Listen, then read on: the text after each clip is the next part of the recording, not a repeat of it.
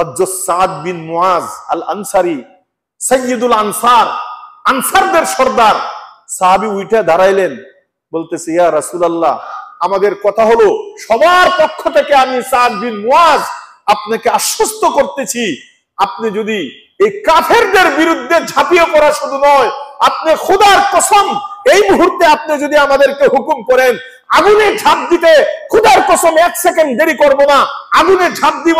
আপনি যদি বলেন সাগরে ঝাঁপ দিতে, 1 সেকেন্ড দেরি করব না, সাগরে ঝাঁপ দিব, পিছনের দিকেও তাকাবো না, 1 সেকেন্ড দেরিও করব না। ইয়া রাসূলুল্লাহ, আপনার দিলের মধ্যে যা রায় আসে ফয়সালা করেন, আমরা ইনশাআল্লাহ যুদ্ধের ময়দানে ঝাঁপিয়ে পড়ব। আল্লাহু আকবার।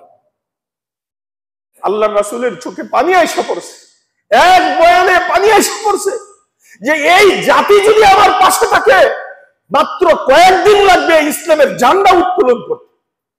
এই সাহাবায়ে কেরাম আল্লাহর রাসূলের সেই কথার উপরে লাব্বাইক বলে ঝাঁপিয়ে পড়ছেন। মাত্র 313 জনের হাতে হাজার হাজার কাফের, তারা অস্ত্রে শস্ত্রে সজ্জিত ছিল, সকলকে পরাজিত করে কাফেরদের লিডার আবু জাহেলকে টুকরা টুকরা করে বদরের কুয়ার মধ্যে নিক্ষেপ করে, উতবা সাইবাকে জাহান্নামের চৌরাস্তায় নিক্ষেপ করে আল্লাহ বিজয়ের ঝান্ডা নবী করিম সাল্লাল্লাহু আলাইহি সাল্লাম সহ এই 313 জনের হাতে আল্লাহ উঠাইয়া দিলেন। ইহুদি জাতির এই জন্য আমাদেরও উচিত এদেরকে নিয়ে বেশি বেশি আলোচনা করা। আল্লাহ বেশি আলোচনা করছেন, আমরাও এগুলো আলোচনা পর্যালোচনা, কেন কোন ওয়াকিয়া কোন কিসসা আল্লাহ তাআলা কোরআনে বারবার ওদের কথা বলেছেন, এর তত্ত্ব রহস্য, এর ফায়দা, এগুলো আমাদের মধ্যে আলোচনা করা এবং এর দ্বারা কি উপকার সেই শিক্ষণীয় বিষয়গুলো তুলে ধরা আমাদের জন্য জরুরি। যে কারণেই গত জুমাও আলোচনা করেছি, আমি সংক্ষিপ্ত আকারে ওদের আলোচনা পুরা বছর করা যাবে। বছর কেন, সারা জীবন করা যাবে। কেন? আল্লাহ পুরা কোরআনে ওদের আলোচনা করেছেন এবং আল্লাহ বলেছেন কিয়ামত পর্যন্তও যদি তুমি এর বিশ্লেষণ করো, কোরআনের বিশ্লেষণ লিখতে থাকো, সাগর সমুদ্রের কালিগুলো পানিগুলোকে কালি বানিয়ে লিখতে থাকো, পুরা জমিনকে যদি তুমি কাগজ বানাও এবং 7 বার যদি সাগরগুলোকে এই সমপরিমাণ পানি পরিমাণ কালির দ্বারা ভরপুর করো আর 7 বার শেষ হয়, আরো বড় আরো শেষ হয়, কিয়ামত এসে যাবে, পানি পুরাইতে থাকবে, দুনিয়ার এই ভূপৃষ্ঠের কাগজগুলো শেষ হইতে থাকবে, কিন্তু আল্লাহ তাআলার কালিমাত গুলো কোরআনের ব্যাখ্যা বিশ্লেষণ শেষ করতে পারবো না। তো আপনার আমার কি সাধ্য আছে যে কয়েক মিনিটের সময়ে যে কোনো একটা বিষয় নিয়ে আল্লাহ পাক রব্বুল আলামিনের তত্ত্ব রহস্য উদ্ঘাটন করে আমার মতো না খান্দা মানুষ বর্ণনা করা এবং আপনারা এটিকে বুঝতে পারা। এর জন্য মোটা মোটা জিনিসগুলো আমাদের নলেজে যেন থাকে। তাই আমি গত জুমায়ও আপনাদের সম্মুখে ইহুদি এবং বনু ইসরাইল নিয়ে আলোচনা করেছিলাম। আজকে আপনাদের সম্মুখে এই বনু ইসরাইলের 2000 বছরের ইতিহাস আমার এই সংক্ষিপ্ত সময়ে শেষ করার চেষ্টা করব ইনশাল্লাহ। গত জুমায় শুনেছেন বনি ইসরাইল ইহুদি জাতির উৎপত্তি কোথায় থেকে হয়েছে, শুরু কোথায় থেকে হয়েছে। আমাদের সমস্ত নবীদের আবুল আম্বিয়া যাকে বলা হয়, নবীদের বাপ, নবীদের পিতা, শাজারাতুল আম্বিয়া যাকে বলা হয়, নবীদের গাছ, তিনি হলেন হযরত ইব্রাহিম আলাইহিস সালাতু ওয়াস সালাম। বলেছিলাম ইব্রাহিম আলাইহিস সালামের 2 জন বিবি ছিলেন, একজন সারা আলাইহিস সালাম আর একজন হাজেরা আলাইহিস সালাম। সারা আলাইহিস সালাম উনাকে ফিলিস্তিনে রাখা হইলো, উনার সন্তান হলো ইসহাক আলাইহিস সালাম। আর হাজেরা আলাইহিস সালামকে উনার সন্তান ইসমাইল আলাইহিস সালাতু ওয়াস সালাম সহ মক্কায় রাখা হলো। 2 জন 2 দিক দিয়া তাদের খানদান বড় হইতে আরম্ভ হইল। হযরত ইসহাক আলাইহিস সালাতু ওয়াস সালামের সন্তান একজনের নাম ছিল ইয়াকুব। ইয়াকুব আলাইহিস সালাতু ওয়াস সালামের অপর নাম ছিল ইসরাইল। আর ইয়াকুব আলাইহিস সালাতু ওয়াস সালামের 12 জন সন্তান ছিল। এই সন্তানদেরকে বহুবচন আরবিতে বলা হয় ইবনুন থেকে বানুন। তো ইয়াকুব আলাইহিস সালাতু ওয়াস সালামের এই সমষ্টিগত সকল সন্তানকে একসাথে বলা হতো বানু ইসরাইল, মানে ইয়াকুবের সন্তানাদি। বানু ইয়াকুব, বানু ইসরাইল। তো বানু ইসরাইল এটাই প্রসিদ্ধ হয়েছিল, সেখান থেকে বনি ইসরাইল এসেছে। আর আপনারা জানেন কুরআনুল কারিমে 15তম পারায় আস্থা একটা সূরা, এই সূরার নামই হলো সূরা বনি ইসরাইল। বনি ইসরাইল নামে আল্লাহ তাআলা পৃথকভাবে লম্বা একটা সূরা নাজিলই করেছেন কুরআনে।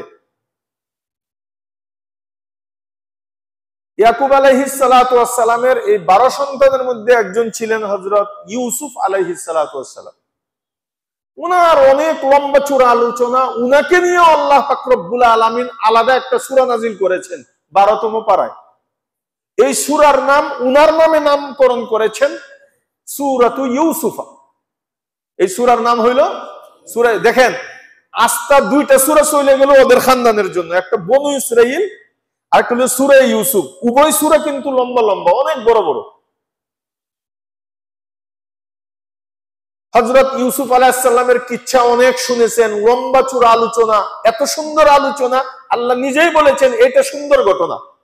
কুরআনে যত ঘটনা আছে, নাহনু নাকুসু আলাইকা আহসানাল কাসাস, আল্লাহ বলেছেন আমি তোমাদেরকে উত্তম, খুবই সুন্দর, একদম মনোমুগ্ধকর একটি ঘটনা আমি শোনাবো। আল্লাহ যে ঘটনাকে আহসানুল কাসাস বলেছেন, কত মজাদার ঘটনা সেটা। আর তিনিও হলেন কি সেই বনি ইসরাইলের একজন, হযরত ইউসুফ আলাইহিস সালাম। ছোটকালে বায়রা কুয়ায় ফেললো, বণিক ব্যবসায়ীরা তাকে নিয়ে মিশরে, আজিজে মিশরের কাছে বিক্রি করে দিল, সেখানে গোলাম বানায় রাখা হলো। এরপরে বড় হলেন, জুলাইকার সাথে অনেক কিছু ঘটলো। এরপরে উনাকে জেলখানায় দেওয়া হইলো। প্রায় 7 বছর পর্যন্ত ইউসুফ আলাইহিস সালাম সেই মিশরের কারাগারে তিনি কালাতিপাত করলেন। এরপরে আল্লাহ তাআলা জেলখানা থেকে বের করলেন। কেন জেলখানায় দিলেন, কেন বের করলেন, এরও হিকমত আল্লাহ ডাইরেক্ট কুরআনে আয়াতের মধ্যে বর্ণনা করেছেন, সেদিকে আমি যাচ্ছি না। বের হওয়ার পরে আল্লাহ পাক রব্বুল আলামিন উনি একটা স্বপ্নের ব্যাখ্যা রাজাকে করার কারণে আস্তে আস্তে উনি নিজেই বলেছেন ইন্নী হাফিজুন আলিম, আমি এই ব্যাপারে রক্ষণাবেক্ষণের ব্যাপারে, দেশের খাদ্য দ্রব্য এগুলোকে সংরক্ষণের ব্যাপারে আমি অনেক আইডিয়া রাখি। উনাকে খাদ্যমন্ত্রী বানায় দেওয়া হলো। এরপরে প্রধানমন্ত্রী হলেন। আস্তে আস্তে আল্লাহ পাক রব্বুল আলামিন ইউসুফ আলাইহিস সালামকে মিশরের রাজা এবং প্রধান বানায় দিলেন। আল্লাহ পাক রব্বুল আলামিন উনার সততার উপহার দেওয়ার জন্য উনাকে নবীও বানায় দিলেন ইউসুফ আলাইহিস সালামকে। এখন উনি নবী হওয়ার পরে অনেক কিচ্ছা কাহিনী, প্রায় এক রিওয়ায়াতে আছে 82 বছর পর, ইউসুফ আলাইহিস সালামকে বিক্রি করার 82 বছর পর, ইয়াকুব আলাইহিস সালাম তো কাঁদতে কাঁদতে চোখ অন্ধ হয়ে গেছে।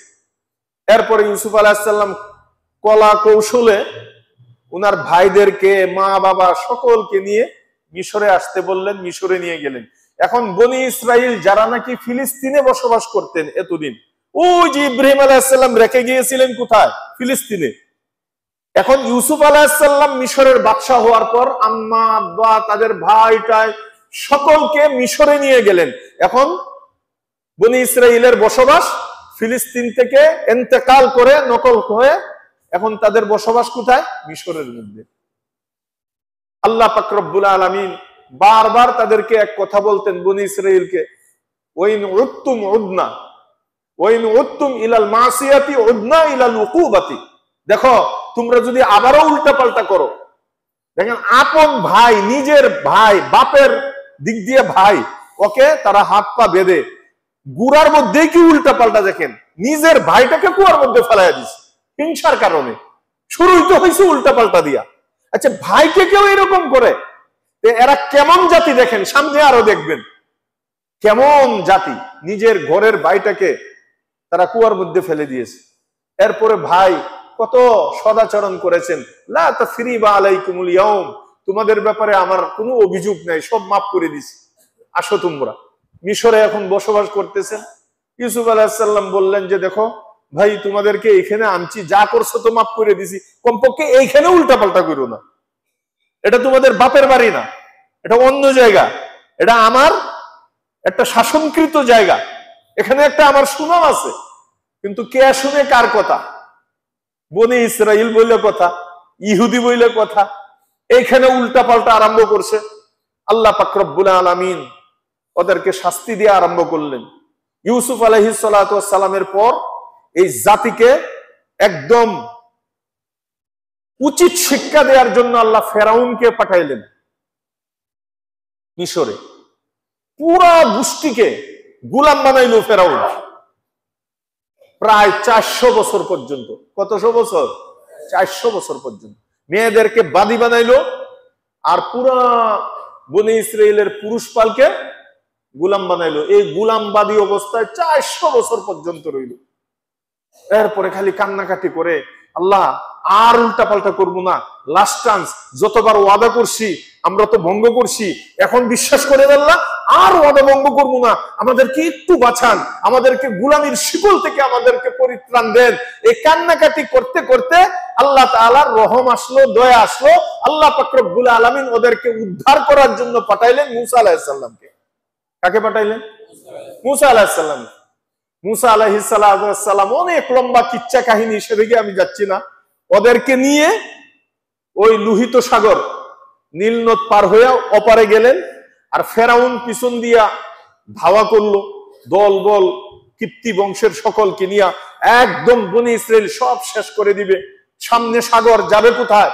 তাদের হাতে নাঙ্গা তলোয়ার, সব কচু কাটা করে আজকে শেষ করে দিবে। এটা হলো ফেরাউনের বদ্ধ পরিকল্পনা, পুরা নিয়ত। এবার সাগরের পাশে এসে এখন মুসা আলাইহিস সালামকে কওমে বলতেছে, এখন কই যাবা? আমরা কি মারতে আনছো? সবুর করো, ইন্নাল্লাহা মাআনা, আল্লাহ আমাদের সাথে আছে। আল্লাহ বলছেন যাওয়ার জন্য, আল্লাহর নির্দেশে আছি। আল্লাহ কিভাবে পাড়ি দিবেন এটা আল্লাহ জানেন, নবীর ইয়াকিন দেখেন।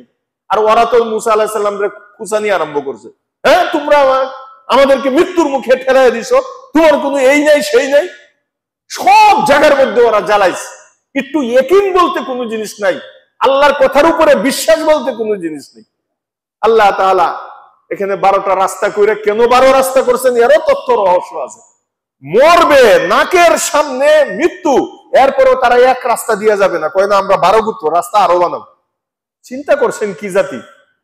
তো আল্লাহ তাআলা নীল নদের মধ্যে লোহিত সাগরে 12 রাস্তা কইরা আল্লাহ তাআলা তাদেরকে পার করলেন। আর ফেরাউন তার দল বল গোষ্ঠী সহ নীল নদের মাঝখানে যখন গেল, আল্লাহ পানিকে বললেন তোমরা একত্রিত হয়ে যাও, সকলকে মেরে ফেললেন। উদ্ধার করলেন আল্লাহ তাআলা বনী ইসরাইলকে। চোখের সামনে ফেরাউনকে মারলো আল্লাহ, বনী ইসরাইলের চোখের সামনে। চিন্তা করেন কেমন গোষ্ঠী এরা, কেমন জাতি। ওই পারে উইটাই অস্বীকার করতে আরম্ভ করলো। ওই পারে উঠলো মাত্র বনী ইসরাইল, তারা অস্বীকার করতে আরম্ভ করলো। নিজের চোখে দেখলো আল্লাহর কুদরত। এরপরে মুসা আলাইহিস সালাতু ওয়াস সালাম তাদেরকে বললেন তোমরা এখানে অবস্থান করো, আল্লাহ আমাকে ডাকছেন তুর পাহাড়ে। তুর পাহাড়ে ডেকে ফাখলা'না আলাইক ইন্নাকা বিল ওয়াদিল মুকদ্দাসি তুওয়া ওয়া আনা ইখতারতুকা ফাসতামি' লিমা ইউহা ইন্নানি আনাল্লাহ। এই শুরু হইল। আল্লাহ পাক রব্বুল আলামিন এই তুর পাহাড়ে নিয়া মুসা আলাইহিস সালামকে আসমানি 4টি বড় কিতাবের বড় এক কিতাব তাওরাত কিতাব ওনাকে দিলেন, আসমানি কিতাব নাজিল করলেন। চিন্তা করেন বনী ইসরাইল কেমন উল্টা এবং কেমন তেরা জাতি। ইহুদি জাতি কাকে বলে চিনেন? মাত্র রাইখে গেল মুসা আলাইহিস সালাম যে আমি কিছুদিনের জন্য যাচ্ছি, আল্লাহ আমাকে ডাকছেন তুর পাহাড়ে আসমানি কিতাব দিবেন বলে। কিতাব নিয়ে আসতে আসতে ওরা করছে কি, এই ফাঁকে নিজের হাতে একটা গরু বানাইয়া জাসাদান আজলান জাসাদান লাহু খু, তারা কি করছে নিজের হাতে একটা গরু বানায় এর পূজা করা আরম্ভ করছে। এটাই তাদের আল্লাহ, এটাই তাদের ভগবান, এটাই তাদের দেবদেবী। মানে নবী একটু চোখের আড়াল হয়েছে, এই ফাঁকে তারা পূজা আরম্ভ করছে, গরুর পূজা, গরুর বাছুর বানায়া ওর মধ্যে পূজা আরম্ভ করছে। আল্লাহ পাক রব্বুল আলামিন তৌরাত নাজিল করলেন, উনি আয়েশা তৌরাতের দাওয়াত দিতেছেন যে দেখো, এই যে দেখো তৌরাত, আল্লাহ আমাকে তুর পাহাড়ে এটা দিয়েছেন। এই তৌরাতকে অস্বীকার করতে আরম্ভ করলো, তোমার তৌরাত নিয়ে তুমি থাকো। চিন্তা করছেন, এরা কিন্তু এখনো বিপদের মুহূর্তে আছে, নিজের চোখে আল্লাহর কুদরত গুলো দেখতেছে, এরপরে অস্বীকার করতেছে। এক একটা মুজিজা, নবীর অলৌকিক ঘটনা চোখের সামনে। মুসা আলাইহিস সালাম হাতের লাঠি ছাইড়া দেন, ফাইযা হিয়া সুবানুম মুবিন, বিশাল বড় সাপ তাদের চোখের সামনে হয়ে যাইতেছে। কত বড় সাপ? তাফসিরে কুরতুবির মধ্যে আল্লামা কুরতুবি রাহমাতুল্লাহ আলাইহি এই সাপের বর্ণনা দিয়েছেন। কয় সাপের মুখটা এত বড় হয়, কয় এই নিচের ঠুট থেকে উপরের ঠুট পর্যন্ত 80 হাত লম্বা। আমাদের এই মসজিদটা 3 তলা, হ্যাঁ 3 তলা, 3.30 ফিট ধরেন, 30 ফিটে কয় হাত হয়? 3 ফিটে 1 গজ না নাকি? তাহলে 80 হাত কত তলা হবে বলেন তো? 8 তলা তো 80 ফিট, হাত তো ফিট না, আরো ডাবলের ডাবল হবে। ফিট আর হাত কি এক নাকি? হ্যাঁ, তাহলে এত বড় সাপের মুখের নিচে ঠুট আর উপরের ঠুট। আর তাফসিরে কুরতুবির মধ্যে লেখে এই সাইড থেকে এই সাইড পর্যন্ত 1 মাইলের দূরত্ব সাপের মুখ। ডান থেকে বাম পর্যন্ত কত মাইল? 1 মাইলের দূরত্ব। আর নিচে থেকে উপর পর্যন্ত 80 হাত। এটা নিজের চোখের সামনে দেখতেছে, বারবার দেখতেছে। ফেরাউন যখন জাদু খেলা দেখাইছিল, ফেরাউনের জাদুঘররা পুরা দুনিয়ার যত জাদুগির আছে সকলকে নিয়ে আসলো। তারা দুনিয়ার যত লাঠি এবং রশি সবগুলো মাঠের মধ্যে জমা করলো। লাঠি আর রশিগুলো এরকম ভাবে ছুঁড়ে মারে, আর তাদের চোখের মধ্যে আল্লাহ নিজেই সূরা তাহার মধ্যে বলছেন, ফাইযা হিবালুহুম ওয়া ইসিয়ুহুম ইউহাইয়ালু ইলাইহিম মিন সিহরিহিম আন্নাহা তাসআ। তাদের লাঠি আর রশিগুলো ওই মুসা আলাইহিস সালামের সামনে এবং মুসা আলাইহিস সালামের দলবলের সামনে সাপ দেখাচ্ছিল। এটা তাদের একটা বেলকি, ইউহাইয়ালু ইলাইহিম, আল্লাহ নিজেই বলতেছেন একটা জাদুর বেলকি। মুসা আলাইহিস সালামের সাপকে আল্লাহ ছাড়তে বললেন, ছাড়ার সাথে সাথে এত বড় মুখ হইল, ভিতরের দিকে সাপে একটা শ্বাস নিছে, শুধু সা করে ভিতরের দিকে শ্বাসটা ঢুকাইছে। ঢুকানোর সাথে সাথে মাঠের মধ্যে যত বস্তা, লাঠি আর রশির যত বস্তা সবগুলো এক টানে সাপের পেটের ভিতরে চলে গেছে গা। পরে মানুষগুলো যখন আসতে আরম্ভ করলো, ফেরাউনের 90,000 জাদুঘর ছিল, ওরাও যখন বাতাসের এরকম ছুটে সাপের টানের ছুটে আসতে আরম্ভ করলো, পাহাড়ের পাথরগুলো কটকট করে তার ভিতরে আসতে আরম্ভ করলো। সমস্ত জাদুঘর বুঝতে আর বাকি রইল না, আরে আমাদের জাদু তো শুধু চলে জমিনের উপরে, আর আমাদের জাদু তো শুধু বেলকির মধ্যে চলে, আর আমরা যা চোখে দেখতেছি খোদার কসম এটা কোনো জাদু হইতে পারে না। আমান্না বিরব্বি হারুন ওয়া মূসা, আমরা এই মুহূর্তে 90 লক্ষ জাদুঘর আমরা মূসা এবং হারুনের রবের উপরে ঈমান নিয়ে আসলাম। এখন আর ফেরাউনের উপরে আমরা ঈমান রাখেন। এখানে অনেক লম্বা কিচ্ছা কাহিনী আল্লাহ সূরা তাহার মধ্যে বলেছেন, সেটা আমার উদ্দেশ্য না। আমার উদ্দেশ্য হলো দেখেন বনি ইসরাইল কেমন ঠেনা জাতি, নিজের চোখে এই মুজিজাগুলো দেখতেছে, এরপরে মুজিজা যখন শেষ হয়ে যায় অস্বীকার করতে আরম্ভ করে, কয় না এটা মনে হয় বেলকি হইতে পারে। এত কষ্ট দিত।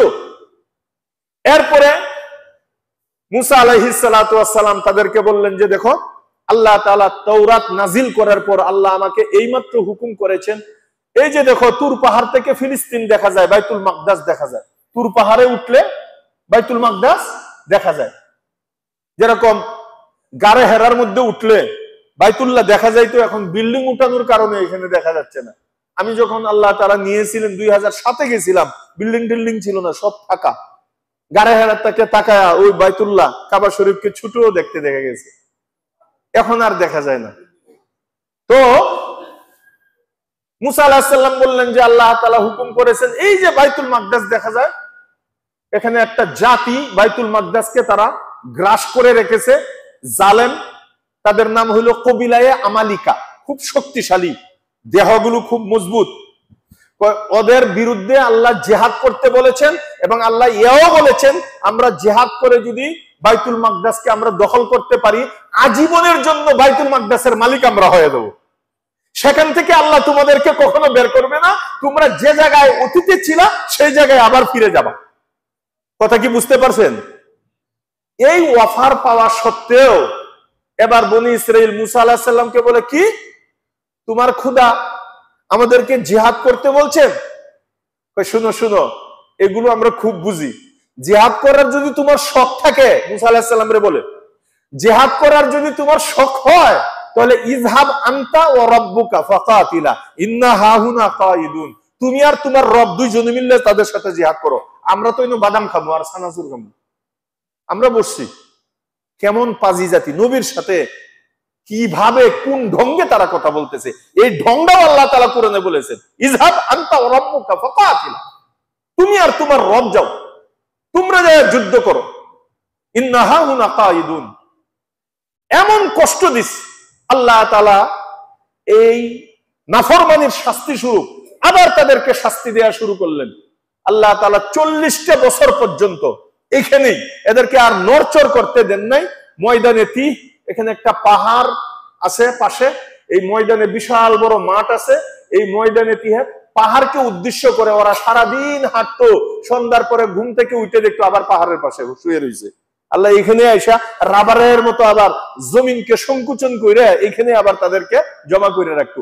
40টা বছর পর্যন্ত তাদেরকে এইখানে রাখছে। আল্লাহ তাআলা তাদেরকে আবার আরেকটা কুদরত দেখাইলেন।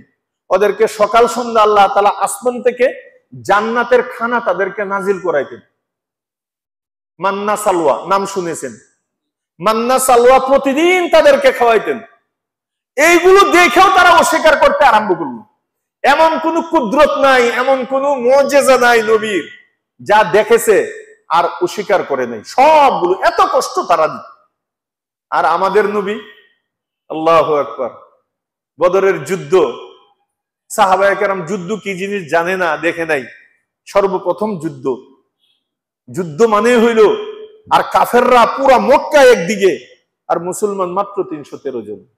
ওরা হাজার হাজার, পুরা মুষ্টি, পুরা দুনিয়া মুশরিক, পুরা দুনিয়া কাফের, সবাই একদিকে, আর মাত্র 313 জন লা ইলাহা পড়েছে, নবীর হাতে হাত দিয়েছে। আল্লাহর রাসূল যখন পরামর্শ করলেন কি করা যায়, আল্লাহু আকবার, বনি ইসরাইল কাকে বলে আর আখিরি নবীর উম্মত কাকে বলে দেখেন। নবী করিম সাল্লাল্লাহু আলাইহি ওয়াসাল্লামের চেহারার দিকে তাকায়া হযরত সাদ বিন মুআজ আল আনসারী, সাইয়্যিদুল আনসার, আনসারদের সর্দার সাহাবী উঠে দাঁড়াইলেন, বলতেছে ইয়া রাসূলুল্লাহ কাদ আমান্না বিকা। প্রথম কথা হইল ইয়া রাসূলুল্লাহ, আমরা তো আমাদের গলার লাগাম, আমাদের জীবনের লাগাম আপনার হাতে দিয়ে দিস। কাদ আমান্না বিকা, আমরাও তো পত্তলিক ছিলাম, মূর্তি পূজা করতাম। আপনার এক কথায়, আপনার চেহারার দিকে তাকায়া আমাদের বাপ দাদা 14 গোষ্ঠীর ধর্মকে আমরা তালাক দিয়া আপনার হাতে হাত দিয়া কালিমা পড়েছি। কাদ আমান্না বিকা ওয়া সাদাকনাকা, এবং আপনাকে আমরা মনে প্রাণে বিশ্বাসও করেছি। আপনি যা বলেন দুনিয়া উল্টে যাইতে পারে, আপনার কথা অসত্য এবং মিথ্যা হইতে পারে না। ওয়া সাদাকনাকা ওয়া শাহিদনা আন্না মা জিতা বিহি হুয়াল হক, আর আমরা সাক্ষ্য দিয়েছি আপনি যা নিয়ে এসেছেন কুরআন হাদিস সব সত্য, সব সত্য। আর ওয়া আতাইনাকা উহুদানা ওয়া মাওয়াসিকানা আলা সামঈ ওয়া তাআতি, আর আমরা আপনাকে আমাদের ওয়াদা এবং আমাদের দৃঢ় প্রতিজ্ঞা, আপনি যা বলবেন আলা সামঈ ওয়া তাআতি, এটা আমরা এক পায়ে দাঁড়িয়ে আমরা আপনার কথাগুলো শুনবো এবং মানবো। ইয়া রাসূলুল্লাহ, আমাদের কথা হলো সবার পক্ষ থেকে আমি সাদ বিন মুআজ আপনাকে আশ্বস্ত করতেছি, আপনি যদি এই কাফেরদের বিরুদ্ধে ঝাঁপিয়ে পড়া শুধু নয়, আপনি খোদার কসম এই মুহূর্তে আপনি যদি আমাদেরকে হুকুম করেন আগুনে ঝাঁপ দিতে, খোদার কসম 1 সেকেন্ড দেরি করব না, আগুনে ঝাঁপ দিব। আপনি যদি বলেন সাগরে ঝাঁপ দিতে, 1 সেকেন্ড দেরি করব না, সাগরে ঝাঁপ দিব, পিছনের দিকেও তাকাবো না, 1 সেকেন্ড দেরিও করব না। ইয়া রাসূলুল্লাহ, আপনার দিলের মধ্যে যা রায় আসে ফয়সালা করেন, আমরা ইনশাআল্লাহ যুদ্ধের ময়দানে ঝাঁপিয়ে পড়ব। আল্লাহু আকবার। আল্লাহর রাসূলের চোখে পানি আইসা পড়ছে, এক বয়ানে পানি আইসা পড়ছে যে এই জাতি যদি আমার পাশে থাকে, মাত্র কয়েকদিন লাগবে ইসলামের ঝান্ডা উত্তোলন করতে। এই সাহাবায়ে কেরাম আল্লাহর রাসূলের সেই কথার উপরে লাব্বাইক বলে ঝাঁপিয়ে পড়ছেন। মাত্র 313 জনের হাতে হাজার হাজার কাফের, তারা অস্ত্রে শস্ত্রে সজ্জিত ছিল, সকলকে পরাজিত করে কাফেরদের লিডার আবু জাহেলকে টুকরা টুকরা করে বদরের কুয়ার মধ্যে নিক্ষেপ করে, উতবা সাইবাকে জাহান্নামের চৌরাস্তায় নিক্ষেপ করে আল্লাহ বিজয়ের ঝান্ডা নবী করিম সাল্লাল্লাহু আলাইহি সাল্লাম সহ এই 313 জনের হাতে আল্লাহ উঠাইয়া দিলেন। বনি ইসরাঈল উম্মত আর আমরা উম্মত, মুসা আলাইহিস সালামের উম্মতরা উম্মত। তারা বলে ইযহাব আনতা ওয়া রাব্বুকা ফাকাতিলা ইন্না হাউনা কাঈদুন, ও মুসা তুমি আর তোমার রব যায় যুদ্ধ করো। অথচ আমাদের সাহাবারা এত মুজিজা দেখে নাই, উনার মতো এত অলৌকিক ঘটনা দেখে নাই। মুসা আলাইহিস সালাম কত কত ঘটনা তাদেরকে চোখের সামনে দেখাইলো, কত মুসিবত থেকে তাদেরকে জান ভিক্ষা দিল, পরিত্রাণ দিল, এরপরেও তারা উল্টা হয়ে গেল। আর সাহাবায়ে কেরাম কি বললেন, আমরা ঈমান যেহেতু এনেছি, আপনি ঝাঁপ দিতে বললে ঝাঁপ দিব, আগুনে ঝাঁপ দিতে বললে ঝাঁপ দিব। এই এক কথার উপরে আল্লাহ তাআলা বিজয় দান করে দিন। কত পার্থক্য, তাই না? মুসা আলাইহিস সালামের উম্মত আর আখিরি নবীর উম্মত, কত পার্থক্য, আসমান জমিন পার্থক্য। এই জন্যই এই উম্মতের ফজিলত আল্লাহ পাক রব্বুল আলামিন হাসরের ময়দানে তাদের চেহারা এমন ভাবে চমকাইতে থাকবে, বিশেষ করে ওযুর জায়গাগুলো, এটা অন্য কোন উম্মতের মধ্যে, এটা এই উম্মতের বৈশিষ্ট্য। আল্লাহর রাসূল হাদিসে বলেছেন এমন ভাবে গুররাম মুহাজ্জিলিনা মিন আসারিল ওযু, ওযুর জায়গাগুলো পূর্ণিমার চাঁদের মতো আপনার আমার এরকম হাসরের মাঠে চমকাইতে থাকবে। পুরা আকাশের মধ্যে যেরকম নাকি তারকা, আকাশের মধ্যে যেরকম পূর্ণিমার চাঁদ, তাকাইলেই দেখা যায় হাসরের মাঠেও কোটি কোটি মানুষের মধ্যে, হাজার হাজার কোটি মানুষের ভিতরে এই আখিরি উম্মতের চেহারা, তাদের ওযুর জায়গাগুলো এই আকাশের উজ্জ্বল চাঁদের মতো, পূর্ণিমার চাঁদের মতো চমকাইতে থাকবে। এগুলো দেখেই চেনা যাইবে যে এরা উম্মতে মুহাম্মাদী। অন্যান্য নবীরা পর্যন্ত একজন আরেকজনে বলা বলি করবে, এরা কারা, এরা তো আলাদা দেখা যাইতেছে, কারোর সাথে তাদের মিল নেই, এত সুন্দর, এত উজ্জ্বল, এরা কারা, মানহুম, তারা কারা? তখন একজন আরেকজনকে কানাকানি বলবে, আমরা চিনি না, তবে একটা আইডিয়া করতে পারি। তোর কি মনে হয়? লাআল্লাহুম নাবিয়্যুন, ওরা মনে হয় কোন জমানার নবী হবে রে। সুবহানাল্লাহ, আপনাকে আমাকে এটা মনে করবে, লাআল্লাহুম নাবিয়্যুন, ওরা মনে হয় নবী।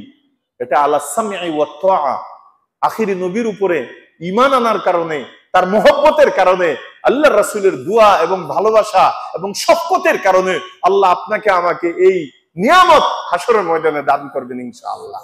আল্লাহ আমাদের সকলকে দান করে বলেন আমিন।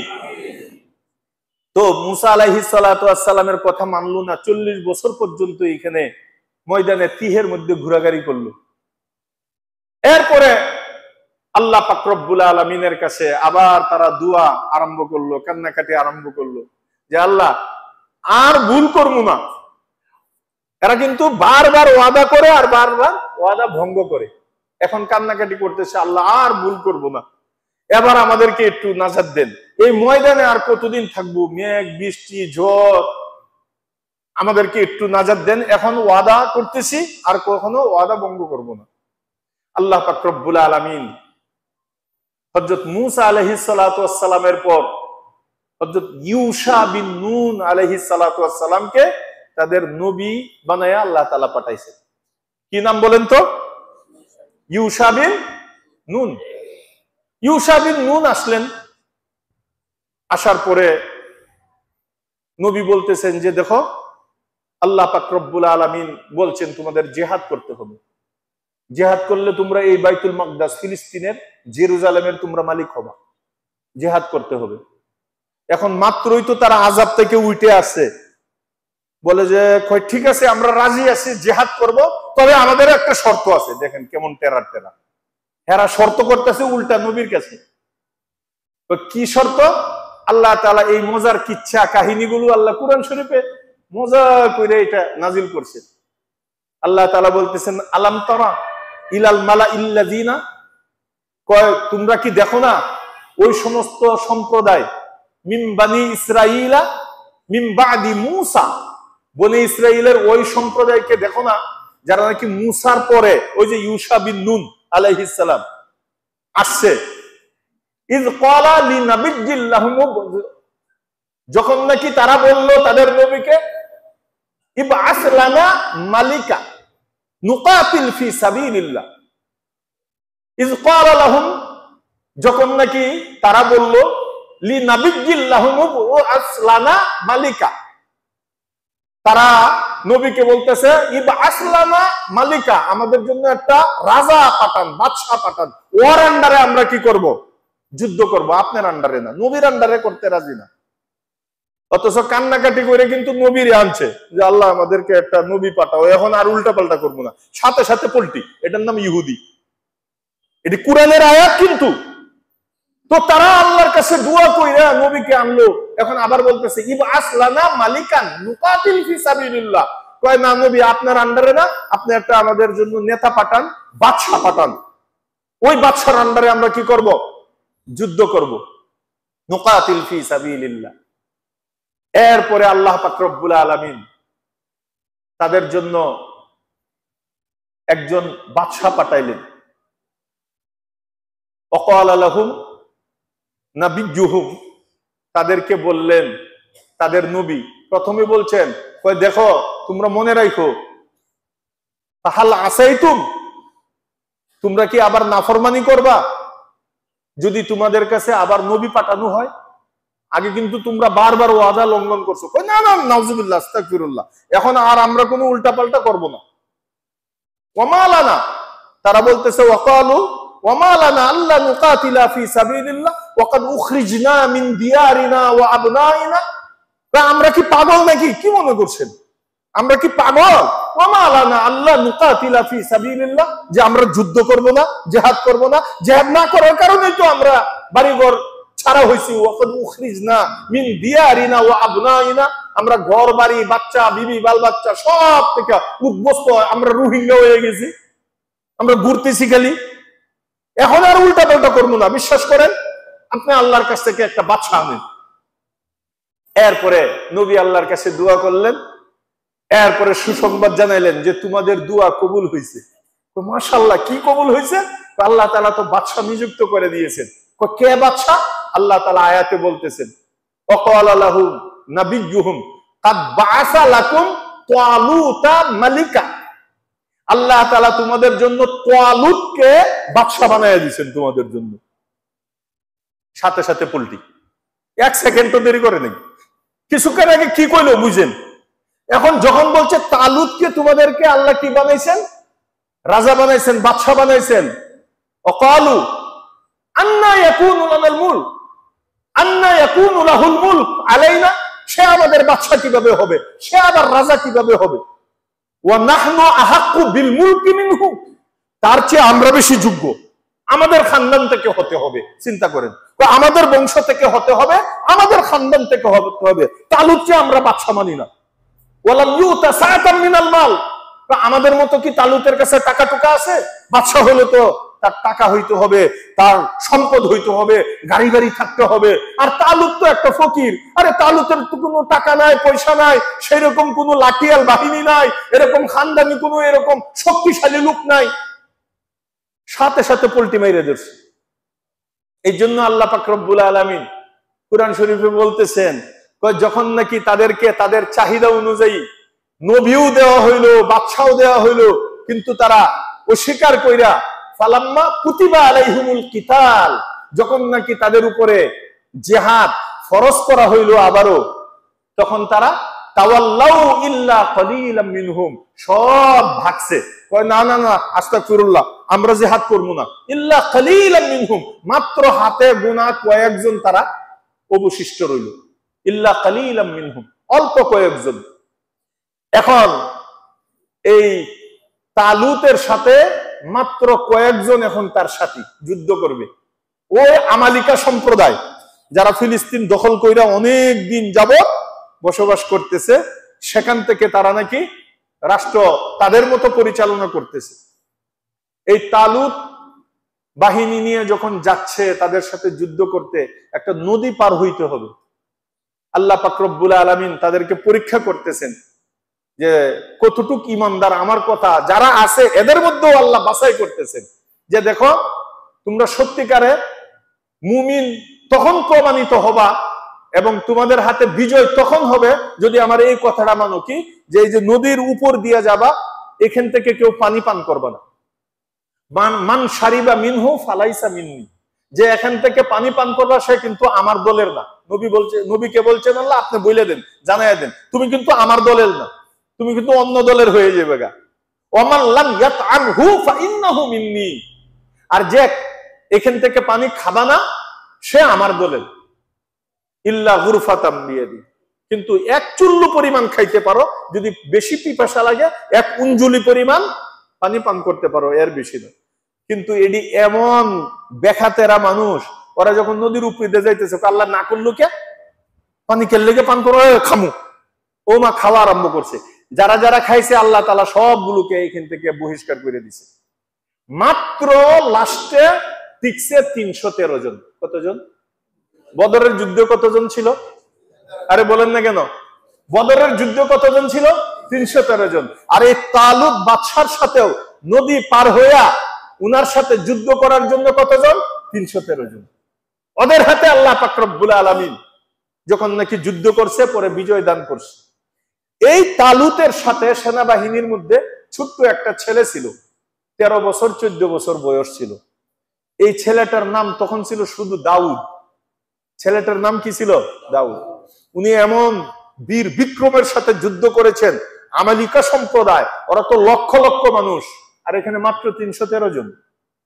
উনার হাতে গুলাইল ছিল, এই পাথর গুলাইয়ের মধ্যে মায়েরা এমন ভাবে নিশানা এরকম ভাবে লাগাইছেন, এক গুলালের পাথর ওই আমালিকা সম্প্রদায়, বাতিল সম্প্রদায়ের বাদশা ছিল জালুত। তার নাম কি? জালুত। এটাও আল্লাহ কুরআনে বলেছেন। এই জালুতের চোখের ভিতরে এমন ভাবে ঢুকছে, এক পাথরেই সে মারা গেছে। কাফের বাদশা এই দাউদের আঘাতে মারা গেছে। এরপরে হই হই কাণ্ড, রই রই ব্যাপার। এখন তো এই বাদশার নাম, মানে এই সেনাপতির নাম, উনাকে র্যাঙ্ক বাড়াইয়া দিছে, পদমর্যাদা বাড়াইতে বাড়াইতে এক সময় আল্লাহ পাক রব্বুল আলামিন উনাকে পুরা এই ফিলিস্তিনের বাদশা বানাইয়া দিছে। এবং পুরস্কার স্বরূপ আল্লাহ পাক রব্বুল আলামিন হযরত দাউদ আলাইহিস সালামকে নবী বানাইয়া দিছে। এই সর্বপ্রথম ফিলিস্তিনের মধ্যে ইসলামী হুকুমত কায়েম হয়, এর আগে কোনোদিন কায়েম হয়নি। হযরত দাউদ আলাইহিস সালাম সেখান থেকে সারা বিশ্ব শাসন করেছেন, সেখান থেকে ইসলামী শাসন পরিচালনা করেছেন। দাউদ আলাইহিস সালামের সময়কাল যতটুক গেছে খুব ভালোভাবে গেছে। এরপর যখন উনি ইন্তেকাল করলেন, উনার ছেলে হযরত সুলাইমান আলাইহিস সালাম, এই ব্যাপারে আপনারা বারবার শুনেছেন, উনি এইখানের বাদশা হলেন। সুলাইমান আলাইহিস সালামকে তো পুরো জগতের বাদশা বানায় দিয়েছেন। উনি এত বড়, এত পাওয়ারফুল, সুপার পাওয়ার বাদশা ছিলেন, অতীতেও কেউ হয় নাই, কিয়ামত পর্যন্ত আসবে না। আর আসবেই বা কিভাবে? সুলাইমান আলাইহিস সালাম দোয়া করছেন, রব্বি হাবলি মুলকান লা ইয়ামবাগি লি আহাদ, আল্লাহ আমাকে এমন রাজত্ব দেন যা কাহারও আপনি দেন নাই এবং দিবেন না। আল্লাহকে যা কবুল করলো। বাতাসকে উনার সিংহাসন বানিয়ে দিছে। গুদুবুহা শাহরুন ওয়া রাওয়াহুহা শাহর, এক সকালের অল্প সফর, পৃথিবীর সবচেয়ে শ্রেষ্ঠ দূরপাল্লার যে যান, ওইগুলো দিয়ে 1 মাস চললে যতটুকু মানুষ যাইতে পারে, উনি এক সকালে এতটুকু চলে যান। বাতাসকে হুকুম করার সাথে সাথে নিয়ে যায়। ও রাওয়াহুহা শাহর, সন্ধ্যাবেলায় 1 মাসের দূরত্ব। পাক পাকালির কথা, ও উল্লিমনা মানতিকাত তায়র, পিপিলিকার কথা সবকিছু বুঝতে পারতেন। জিনদের দ্বারা এখন যে বাইতুল মাকদাসের গঠন যেটা আছে এটা জিনদের দ্বারা উনি বানাইছেন। এটা কে বানাইছে? জিনেরা বানাইছে, জিনদের হাতে এটা তৈরি। বাইতুল মাকদাসের এখন যে স্ট্রাকচার, এখন যে গঠন, যা হোক, হযরত সুলাইমান আলাইহিস সালাতু ওয়াস সালাম উনি সুন্দরভাবে রাষ্ট্র পরিচালনা করছেন, কিন্তু জাতিটা তো বনি ইসরাইল, রক্ত তো সেরাবেরা, ওদের ভালো থাকতে আর ভালো লাগে না। এখন ওই যে সুখে থাকতে ভূতে কিলায়, একটা গ্রামে কথা আছে না, এরা এখন ভূতে কিলাইতেছে, কই তোরা শয়তানি করস না কে, এত ভালো মানুষ কেমনে হইলি? এখন আবার শয়তানি আরম্ভ করছে, উল্টা পাল্টা আরম্ভ করছে, এমন উল্টা পাল্টা আরম্ভ করছে আল্লাহ পাক রব্বুল আলামিন তখন তাদেরকে বারবার নবীর মাধ্যমে সতর্ক করছেন যে দেখো, ওয়াইন উত্তুম উদনা ওয়াইন উত্তুম ইলাল মাসিয়াতি উদনা ইলাল উকুবাতি, তোমরা যদি আবার ফিরে যাও তোমরা দুষ্টুমির দিকে, তোমরা শয়তানির দিকে, তাহলে উদনা ইলাল উকুবাতি, আমিও কিন্তু আবার নতুন আঙ্গিকে শাস্তি দেব। কে শুনে কার কথা? এরা নবীর এই নবত মানে না, আল্লাহর কথা শুনে না, আবার উল্টা পাল্টা আরম্ভ করলো, আসমানি কিতাব মানে না, নবীর কথা মানে না, ইবাদত করে না, নবীকে কষ্ট দেয়। এরপরে আল্লাহ পাক রব্বুল আলামিন সুলাইমান আলাইহিস সালাম গত হওয়ার পরে ইরাকের বাবেল এক শহর আছে, সেখানে একটা জালেম বাদশা ছিল। এই জালেম বাদশাকে মুসাল্লাত করে দিয়েছেন এদের উপরে। জালেম বাদশা তার সদল বলে, এটা আল্লাহ করাইতেছে শাস্তি, তাদের শাস্তি। জালেম বাদশা তাদের উপরে আক্রমণ করে বাইতুল মাকদাসকে আবার জালেমদের হাতে নিয়ে গেছে, আর সব বনি ইসরাইলকে আবার গোলাম। কত বছর? 2000 বছর এখন টানা। সুলাইমান আলাইহিস সালামের পরে কত বছর? 2000 বছর পর্যন্ত তাদেরকে আবার গোলাম বানিয়ে রাখছে। এই 2000 বছর পর্যন্ত আল্লাহ হাজার হাজার লক্ষ লক্ষ নবী পাঠাইছেন এই বনি ইসরাইলের মধ্যে। সব নবীরা আইসা একটাই কথা বলেন, একটা মেসেজ দিয়েছেন কি, যে দেখো একজন মাসিহ আসবে। একজন কি আসবে? মাসি। মাসি মানে পরিত্রাণকারী, ত্রাণ মানে মুক্তিদাতা, পরিত্রাণ করবে তোমাদেরকে, মুক্তি দিবে এই মুসিবত থেকে। একজন মাসি আসবে। সেই মুসি আসলো, আমাদের রাসূল করিম সাল্লাল্লাহু আলাইহি সাল্লাম বললেন সেই মুসি হলেন হযরত ঈসা আলাইহিস সালাতু ওয়াস সালাম। সেই মুসি কি? ঈসা আলাইহিস সালাম। কিন্তু তারা ঈসা আলাইহিস সালামকেও মানে নাই। ঈসা আলাইহিস সালাম আসার পরে যখন ঘোষণা করলো উনি সেই মুসি, ওমা বনে ইসরাইল তারা উল্টা মারলো, উল্টি মেরে বলতেছে ঈসা আবার আমাদের মুসি হয় কেমনে? কই ঈসা তো নাউজুবিল্লাহ, অত নাউজুবিল্লাহ বলতেও কেমন লাগে, অত হারামজাদা, নাউজুবিল্লাহ বলে। ওর মার তো বিয়া হয় নাই, মারিয়ামের তো বিয়া হয় নাই, কই আর আমাদের নবী কেমনে হবে? নবী তো দূরের কথা, তোমাকে দুনিয়াতে থাকতে দিব না। ঈসা আলাইহিস সালামকে মারার জন্য দৌড়ানি আরম্ভ করলো, তারা শুলি বানাইলো, এরকম ভাবে শুলিতে চড়াইবে, দৌড়াইতে দৌড়াইতে নিয়ে একটা ঘরের ভিতরে ঢুকাইলো। আল্লাহ পাক রব্বুল আলামিন এই মুহূর্তে একটা কাজ কইরা দিলেন, এই ঘরের ছাদ ফাঁকা কইরা ঈসা আলাইহিস সালামকে উঠাইয়া নিলেন, আর দৌড়াইতে দৌড়াইতে সর্বপ্রথম যে লোকটা ঢুকছিল এর চেহারাটা ঈসা আলাইহিস সালামের চেহারার মতো বানাইয়া দিলেন। পিছনে যারা আছে কয় পাইছি, ঈসা পাইছি, ধর। এখন ঈসারে ধইরা, এটা তো কি ঈসা বুঝতেই পারতেছেন, ফটোকপি ঈসা আর কি, ডুপ্লিকেট। এটারে ধইরা শুলিতে ছড়াইছে, তীর তুর দিয়া মাইরা একের আলু ভর্তা বানায় দিয়েছে। পরে সবাইকে থাম থাম থাম, কই কি থাম, মইরা তো গেছে। কই না না না, ভালো করে দেখতো। কই কি? কই চেহারাটা তো ঈসা ঈসা লাগে, কিন্তু শার্ট প্যান্ট এটা তো আমাদের আব্বাচ্চার মতন লাগে। এটা কেডারে? এই ওয়ালাকিন সুববিহা লাহুম। কিন্তু তারারই একই হইল ইন্না কাতালনা ঈসা ইবনে মারইয়াম, আমরা ঈসারে মেরে ফেলাইছি, শুলিতে চড়াইয়া লাইছি। এরা এত বছর পর্যন্ত, এই হাজার হাজার বছর পর্যন্ত এই একই নিয়ে ছিল যে আমরা ঈসাকে মেরে ফেলেছি। ইহুদিরা খুব খুশি, এরা আনন্দ মিছিল করছে, এরা মিষ্টি খাওয়াইছে, নবী মেরে ফেলাইছে। নবী মারা এদের হাতের ময়লার মতো। এরা জাকারিয়া আলাইহিস সালামকে শহীদ করেছে, এরা ইয়াহইয়া আলাইহিস সালামকে শহীদ করেছে। সূরা ইয়াসিন আপনি তেলাওয়াত করে দেখেন, একদিনে 3 নবীকে তারা হত্যা করেছে, শহীদ করেছে। এরা এমন জাতি, মারবে না কেন মুসলমানকে? এখন ওরা তো নবীদেরকে সহ্য করে নাই।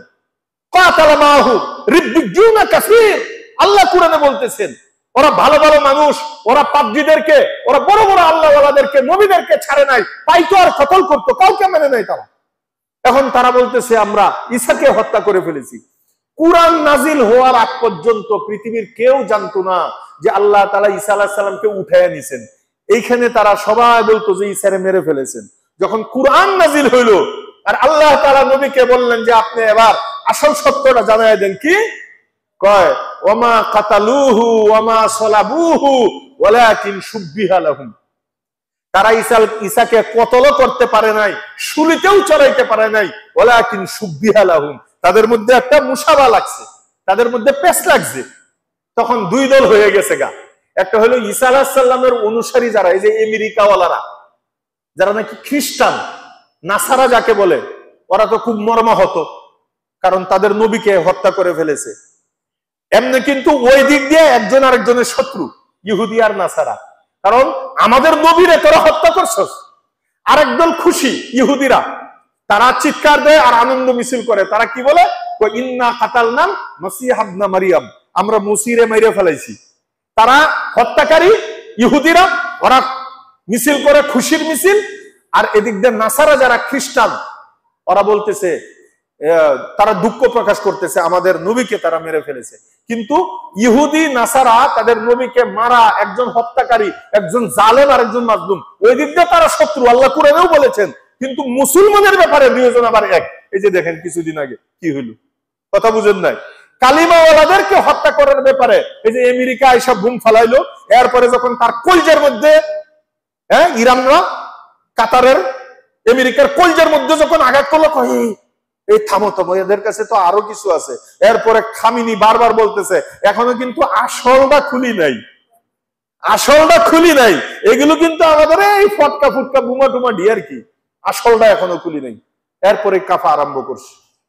এই জন্য মুআজ্জাজ হাজিরিন, এখন সময় হয়ে গেছে, শেষ করা যাবে না, সামনেও ইনশাল্লাহ চলবে। ইহুদিদের এবং নাসারাদের, বনি ইসরাইলদের এই আলোচনাগুলো, এটা আমাদের জানার দরকার। এই প্রত্যেকটা কথা কোরআনের কথা, আল্লাহ তাআলা খুলে খুলে কোরআনে বর্ণনা করেছেন। আল্লাহ পাক রব্বুল আলামিন আমাদেরকে, আমাদের চিরশত্রু, আল্লাহ বলেছেন ইহুদি এবং নাসারা আমাদের চিরশত্রু। ওয়ালান তারদা আনকাল ইয়াহুদা ওয়ালান নাসারা হাত্তা তাত্তাবিয়া মিল্লাতাহুম। আল্লাহ তাআলা আমাদের চিরশত্রু থেকে আমাদেরকে পরিত্রাণ দেন, আল্লাহ তাআলা মুক্তি দান করেন, আমাদের চিরশত্রু থেকে আমাদেরকে বাঁচার তৌফিক দান করেন, বলেন আমিন।